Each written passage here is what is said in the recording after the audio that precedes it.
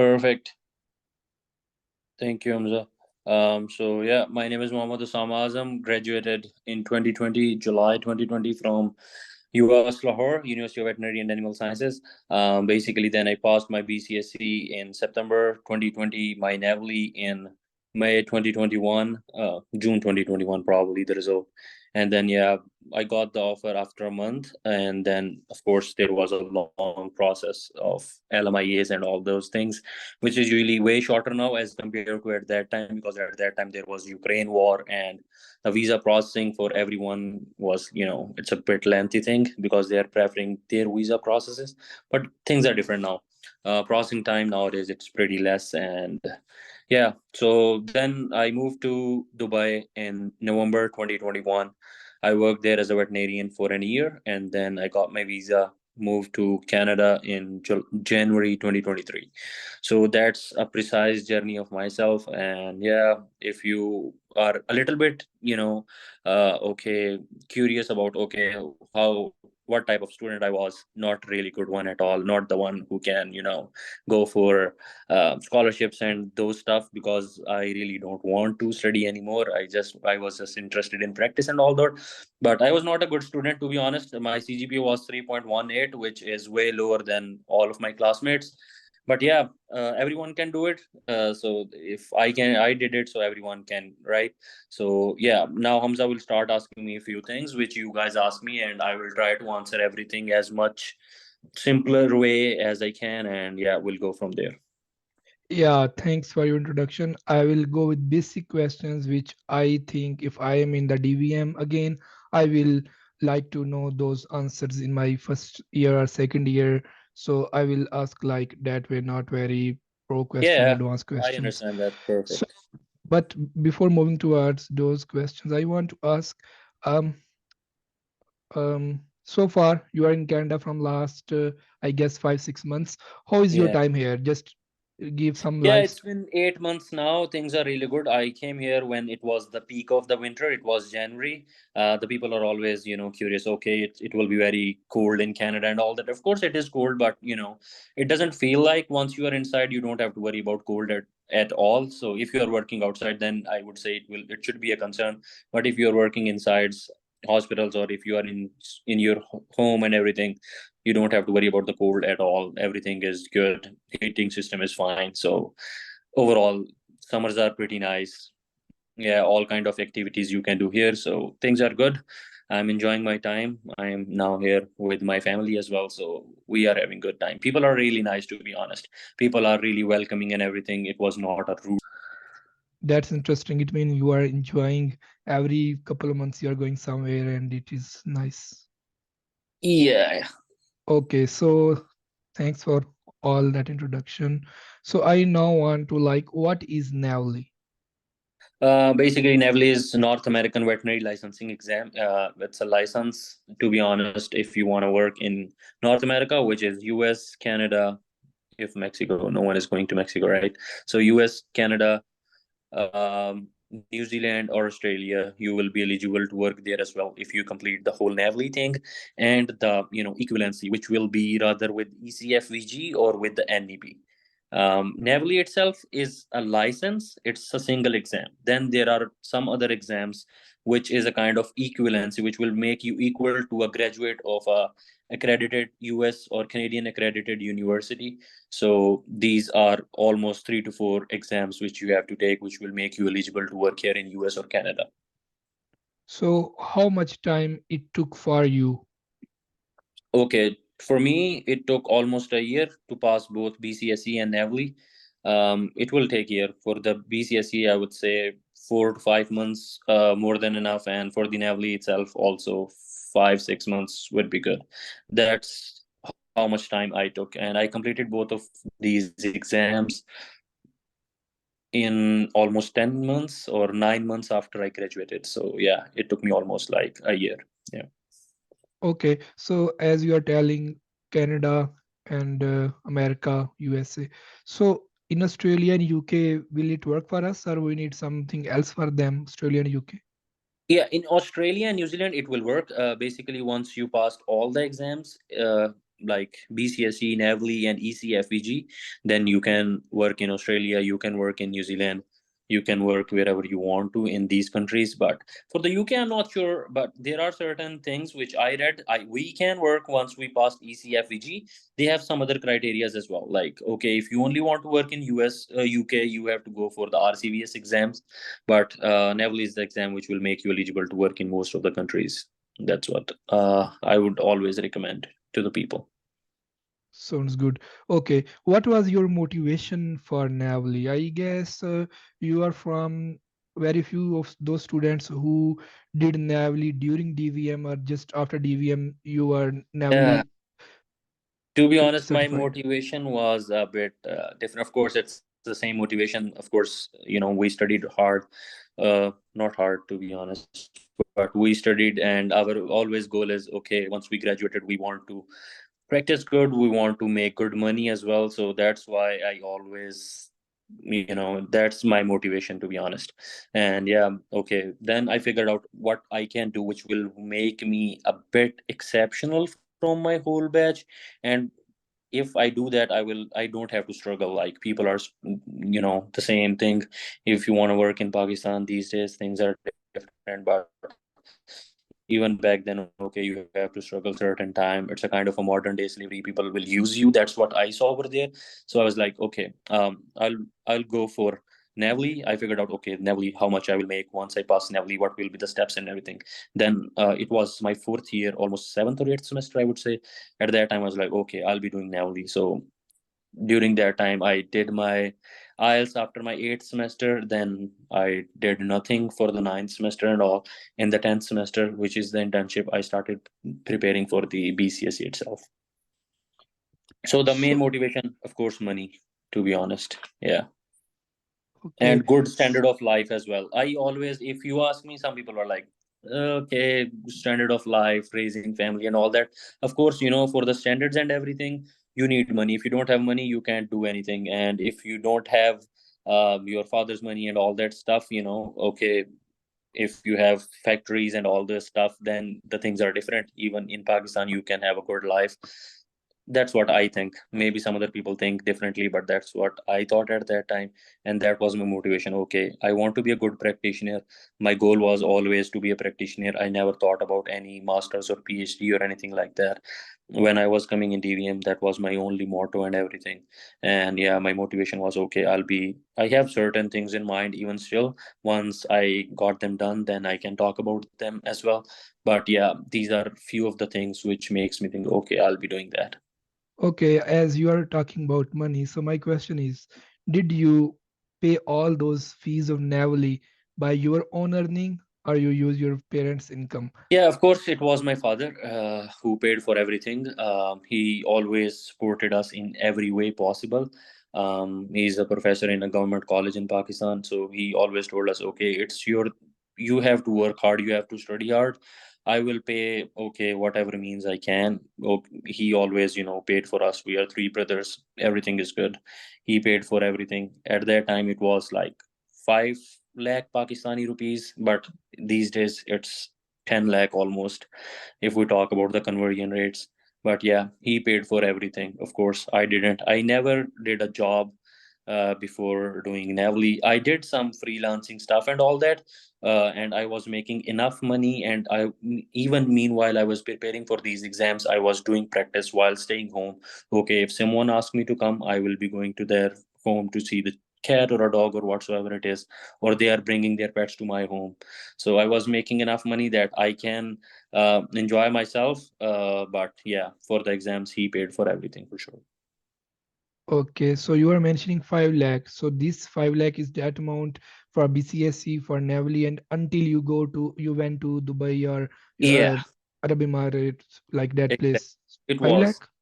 Yeah, it was 5 lakh at that time. Now it's all with the ECFEG, because I did everything and start with the ECFEG.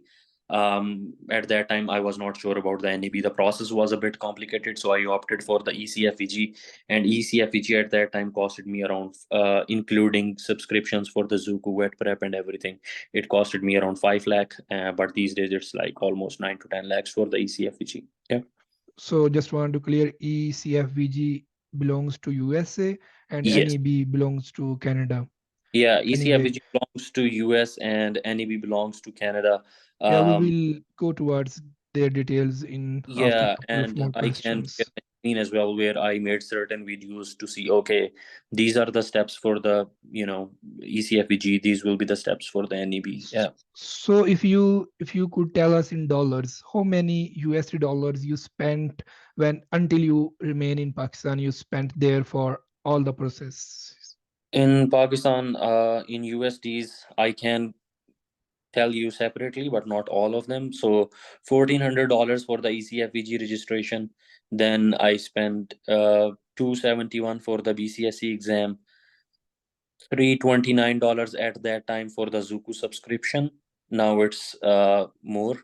And then for the NAVLE, 1100 US dollars for the NAVLE, $429 for the vet prep premium subscription for 6 months. That's the whole money I spent at that time. So it is around $5,000, adding your all expenses, everything, around Yeah, $5,000, which is nowadays 15 lakh.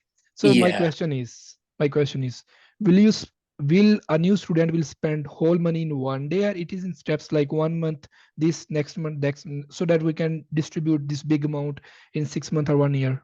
Yeah, of course, it's in steps. It's not 5,000. I think it will be around 3,000 or 4,000, but I'm not sure. But it is Okay. something that this much. And yeah, you have to register. Then, okay, you will be preparing if you are prepared already. And then you will be buying your subscriptions. Then you are doing BCSE. Once you pass BCSE, then you will do the NAVLE registration and you will be buying the subscription for Wet Prep or Zuku for that. And yeah, that's how you will spend your money. It's not like putting everything one time. So it will be like a gradual spending which will take almost like 6 to 7 months or maybe a year as well. Yeah, so the point is you should not be worried like I need this big amount at one time. So you can just distribute all the steps as per your income, and you can do in 1 year or 1.5 or 2 years as per your convenience. So Exactly. yeah, my next question is, um, people say if we will spend $3,000 like 10 lakh Pakistani rupees for Naval and we if we couldn't pass the exam, what Mhm. is this money lost or still we can survive? What is the future of failed students? Yeah, basically, if you fail certain step, like for example, if you fail BCSE, then you have to pay only the BCSE fee again. If you fail NAVLE, you have to pay only the NAVLE fee again. You don't have to pay the registration and everything from the start. And also, once you do the whole Zuku, more than 80%, if you complete it and you failed certain exam, Zuku will give you the free subscription for the next attempt as well. So it will be a save. You will save around $400 if you do Zuku pretty much more than 80%. So that's how you will be spending. Okay, if you fail something, you have to pay for that step only. That's interesting. It means we should not worry like every time we will lose 10 lakh or 9 lakh according to current rate. So it means we can lose 2 lakh, 3 lakh depending on which step we are lacking. Yeah, it depends. If BCSE, it Yeah. will be probably, I would say, 1 lakh for the BCSE, and for the NAVLE, it will be like almost 2.5 to 3 lakh if you fail that.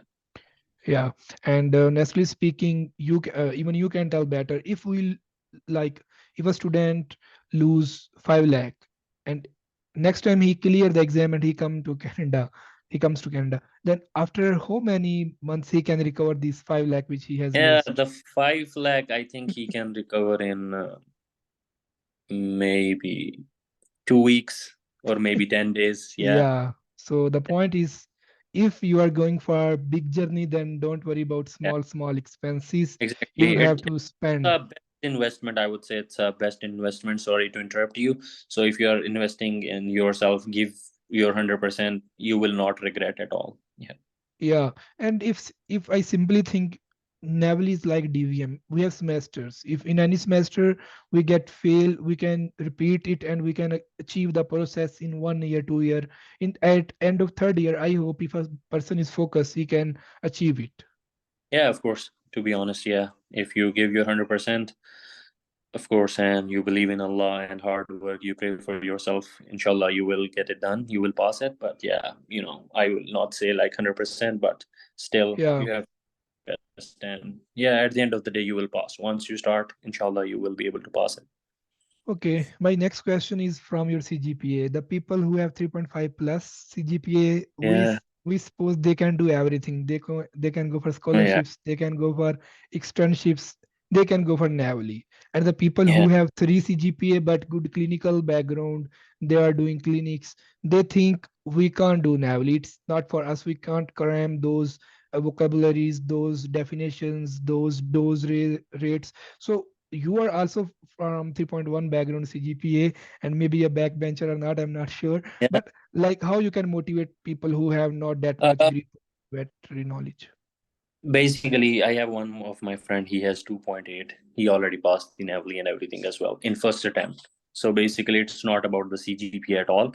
It's not about your DVM, what you studied in Pakistan, especially in UVAS and whatever universities you are studying in. Everyone has to start from a certain level, and he will be, going and going and going, and then you will reach a certain level. Okay, you will be able to pass the exam now, or you will be able to, attempt the exam now. So if you think like, okay, if I'm studying enough in the DVM, I have 4 CGPA, it won't be an issue for me. So this is a wrong thinking. So everyone is same. 2.5 CGPA doesn't matter, or 4 CGPA doesn't matter. I would say starting point will be the same. Everyone will go through the same preparation process.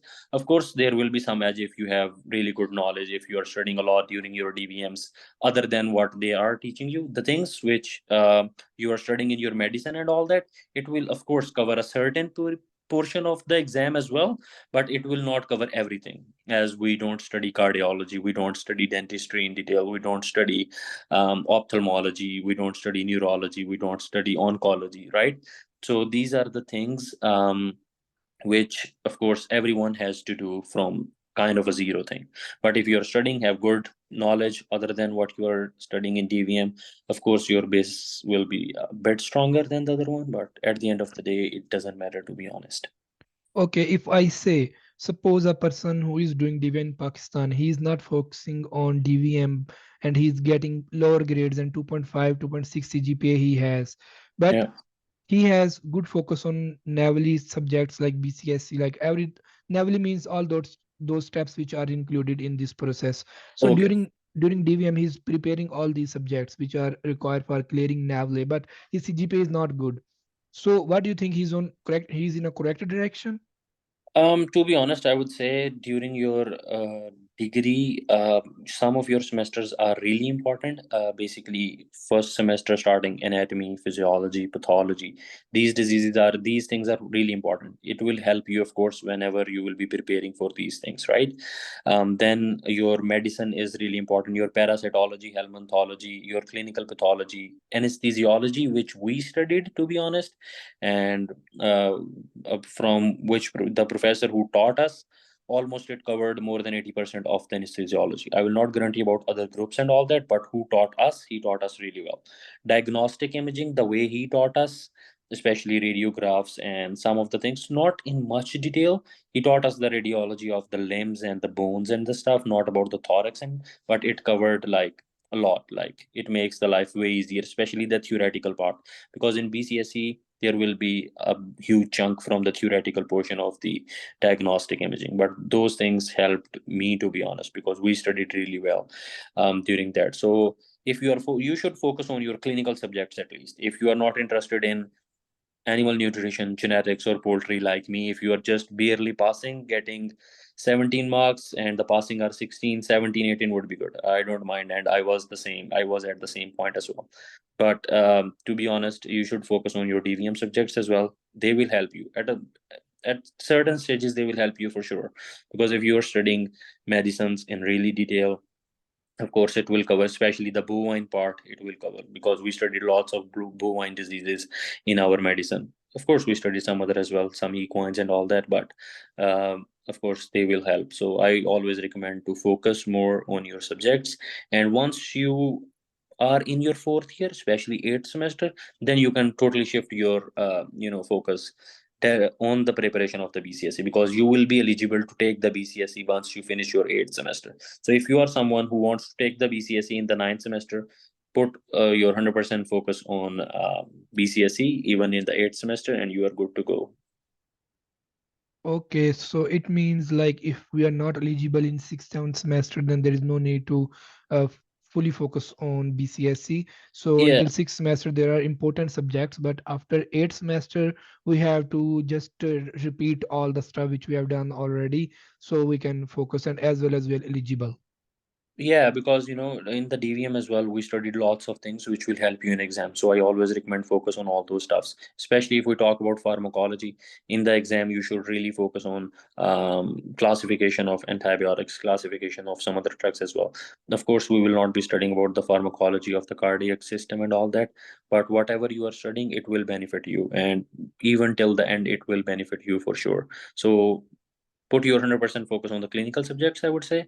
If you are not putting your 100% in subjects like nutrition, genetics, again, it won't matter much, but all other subjects, they are important, they will help you for sure at a in some way, I would say.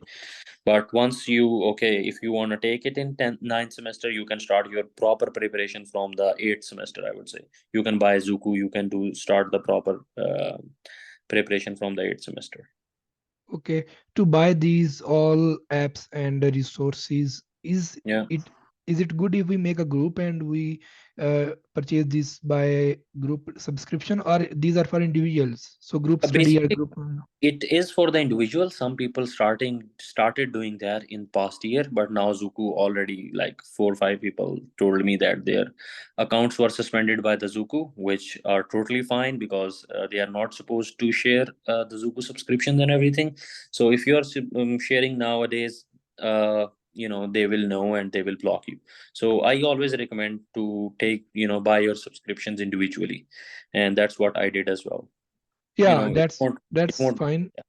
Officially, are we allowed to buy group subscriptions, or No. officially? Okay, that's clear. So we should not go through any unofficial way. Obviously, that will have bad results. Okay, Yeah. so what do you think? Are which are those subjects which need some modification in our DVM to relate more them with NAVLE? Like you're highlighting a lot of areas which are related, but you couldn't highlight that much area which is unrelated, so that students can ask teachers to include those topics, or students can read them during that subject. Yeah, to be honest, I would say like teachers can't really add because it's the curriculum from the universities and from the HEC. So there is a kind of a loop whole thing.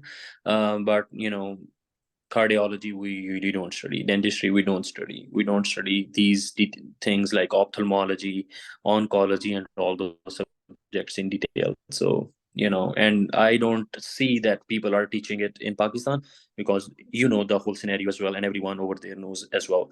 So Yeah. I think the teacher can help much, but whatever they are teaching, to be honest, if you know that 100%, if you are giving your 100% in that part, whatever diseases or whatever things they are teaching, that will help you a lot, to be honest. That's a big chunk as well. I won't say that it won't cover anything, but yeah, internal medicine part, of course, we are not being taught in the universities, but other parts like epidemiology, diagnostic imaging, anesthesiology, like lots of these things usually being covered in our curriculum as well.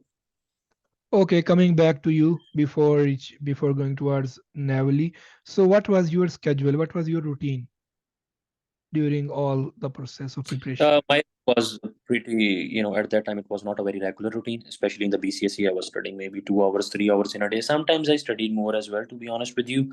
But that's how I did some, and I took almost 2 weeks break as well in Ramadan. I still remember it was in 2020, but then this was my routine. Like, okay, I have one thing in mind. If I'm doing Zuku, I will be attempting at least like 20 to 40 questions every day. At least my minimum was like 25. So I was aiming for 25 to 40 questions I was attempting every day. That was my goal. And then I will be doing those questions doing all the descriptions of those questions really well. Then I have a notes as well, which I already put on my website as well. People can download. I was reading at least 3 to 4 pages of those notes as well. That was my routine on daily basis.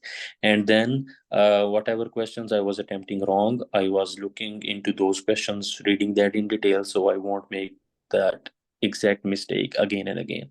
So that was pretty much my whole routine during the BCSE. Okay, my last question is, you did some externships, like you went to Thailand. How those influenced your naval journey? Yeah, basically, when I went to Thailand, it was a totally different thing, which we were doing in universities and everything. So there, I know, okay, there is something called cardiology. That's how things are working. That's how they are diagnosing endocrinological conditions. They are doing echocardiograms and all those stuffs, right? So that's okay. This is something which I supposed to do in the future.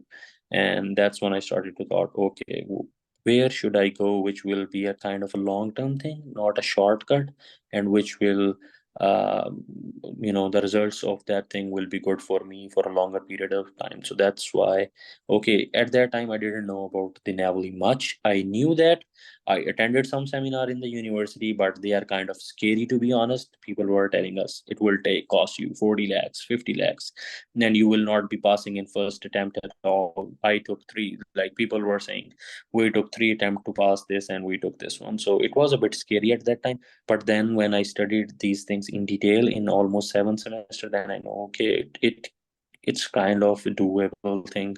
We can get it done even in first attempt. So then, okay, I knew it's a kind of a step by step money. It's not a huge chunk like 40 lakhs or something. So that's how, okay, I made my mind and went for it. Yeah, and some new participants have joined us. I just want to tell you, we have talked about all the costs in summarized way before you joined. So it was around 5 lakh when Dr. Osama attempted, and now this is around 10 lakh due to high currency dollar rate. Anyway, so Dr. Osama, please tell us, during DVM outside Pakistan, where you did externships, only Thailand or some other places as Yeah, well? I went to only Thailand after my third year. I was supposed to go after my fourth year as well, but there are certain circumstances. I already booked my tickets and everything along with one of my fellow, but we couldn't go at that time. But after that, okay, it's a kind of not a good decision for me because I already know, okay, I'll be doing Navali, so there is no point I'll be going for my final externship anywhere outside. So I stayed back home, prepared for it, and get it done. And people these days, I always encourage them, you can start doing BCSE early as well, ninth semester, get it done, and then start preparing for the Navali, which you can take once you finish your degree, so which is nice. Yeah, so I hope people will ask the question, how much it costs you to went to Thailand. People will ask this, so please tell. For the Thailand, it was really nice for me. I ran at that time, to be honest, I don't know what is cover letter, how to approach someone or anything. For example, if I am sending you a message and you are new to me, I will write, "Hey Hamza, hope you're doing well. My name is Osama. I'm sixth semester student in UVAS TVM. My interests are these. I'm looking forward to do an externship. If your hospital has any position for that position, I would love to come. I'm okay with okay, I can um, buy my own ticket, for the flight tickets and everything. But I straightforwardly told those people, okay, I won't be able to. I don't have enough money that I can have my own accommodation. I don't have enough money that I can buy my own things and all that. So for that one, I need your support. If you are offering that, I would love to come. But if not, then okay, no problem.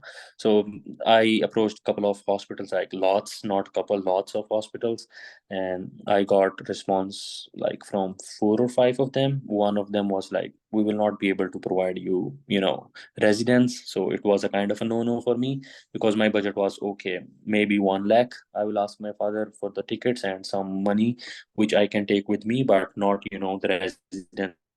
It will be very expensive.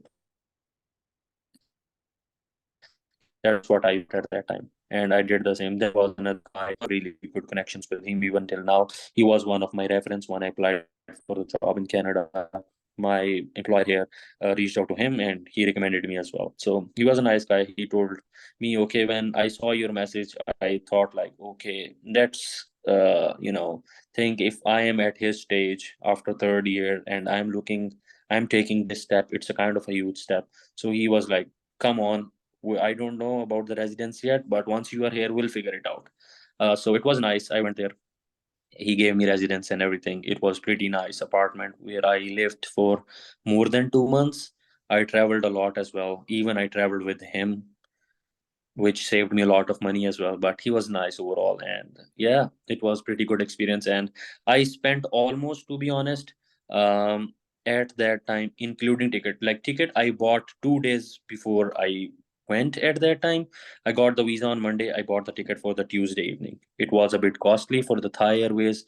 I still remember it was like 74,000 Pakistani rupees at that time. Uh, and at that time, the dollar was 120 PKR, right? And then I had few dollars with me. I'm not sure it was 400 or 500, but total cost at that time, I still remember it was like 1,40,000, which I spent everything, like on everything, for almost 68 days in Thailand. Yeah, so understanding your journey, I am feeling like after third year, DVM students should go for everything they want. But after during fourth year or after fourth year, they should be fully focused what they want to achieve after DVM. Yeah, that's Yeah, what I like always. you did. If you want to go to an externship, go after sixth semester. But after your eighth semester, your goal should be, I'll be passing BCSE in ninth semester or 10th semester, and then I'll be getting NAVLE done as soon as possible. And that's all. You won't waste much time, to be honest. And whatever you're investing in yourself, you will get it back in a couple of months or even Okay, before. so one more question that is about your experience in Dubai. So how was that experience? And did Navali help you to get that job, or that was based on DVM?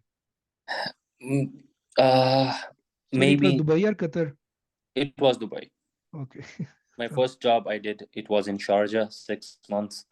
Then I got another offer. I moved to Dubai for the next 7 months, almost 6 months, 7 months. Mm. But yeah, Navali played a really big role in that one. They hired me on the basis of that. I knew the things really well. They conducted my interview, both of the practices. First practice, yeah, there was an interview like theoretical, which was pretty good. I was good in all those stuff. Like I recently passed Navali, so I knew like everything. To be honest, even I didn't do that with my hand. I never did any job before that, so it was pretty nice. I knew almost everything after that. Then I went for that job. The people were really nice over there. Some of the guys, Dr. Ahmed Ashur, I always owe him a lot. He taught me a lot of stuff. He was really nice orthopedic surgeon. He taught me everything. Like if I'm good in surgeries nowadays, everyone say even in practice here and all that, it is just because of him. He taught me really well. He was that kind of person. He was giving me confidence and everything. And I almost in 6 months I was able to do consultations on my own. I was able to do surgeries on my own and everything. Then after 6 months, there was a job hiring. Okay, I applied. I told them that I already applied visa for Canada. If I got the visa, I will go in couple of months. But they were like, okay, that's not an issue. You can come, and whenever you got the visa, that's totally, it's a kind of a brotherly thing. You don't have to worry about it. So I moved there. They conducted an interview as well, which went really nice, and I worked there as a veterinarian, to be honest. And people can't work in Dubai before 5 years of experience as a vet, and people these days are working there as a nurses as well, even after an heavily. But I worked as a veterinarian there. It was pretty nice for me, nice exposure working on my own. Yeah, gave me a lot of confidence and everything. And the work I did over there for 7 months as a veterinarian gave me a lot of confidence, which helped me once I got here as well. So that was a kind of my journey. Kind of lucky always, alhamdulillah. Allah has blessed me in every possible way I can think. But yeah, that's the overall thing. Yeah, that's interesting. I want to know more about your journey, but we have to talk about Navali as well. So I saw your video on YouTube where you cleared why you spent some time in Dubai, why you Yeah. didn't come directly to Canada. What was that thing? Basically, it was main thing was the visa process. At that took almost an year at that time. So that whole year I was working in Dubai. The moment I got the visa, in November 2022, then I went back home in Pakistan, to Pakistan in December, and then I stayed there for like 50 days, and then I moved to Canada. So basic thing was the waiting time after, they applied visa for me, and at that time visa process was taking, lots of time, like 8 to 10 months, but yeah. Okay, once I talked with you, you said I will be there in September, and I told you I will in January, but I came and you were not here, so I saw that video on YouTube. Yeah, I got the visa as well in like November, but I did Okay, more 2 months. Then I moved to Canada later because I want to. There are certain things I want to do. Go to Saudi Arabia, then I want to go back home to live with my family for at least 40, 50 days, and I did that, and then I moved to Canada a bit later. Yeah. my last question. Did you have any internship in Pakistan on any pet clinic or no? No, not really, to be honest. No. Got it. Okay, so now we will move towards Navali. I Yeah, will restart the recording. sure. Thanks for all your introduction. And I summarize this session. This all about Osama, how he prepared navally, how he went through all the process. So you can relate your story with him, like from 3.1 CGPA to no internship in Pakistan and more focus on navally and externship in Thailand. That's the story, and some work in Dubai and then to Canada. Okay, so now we will move towards navally.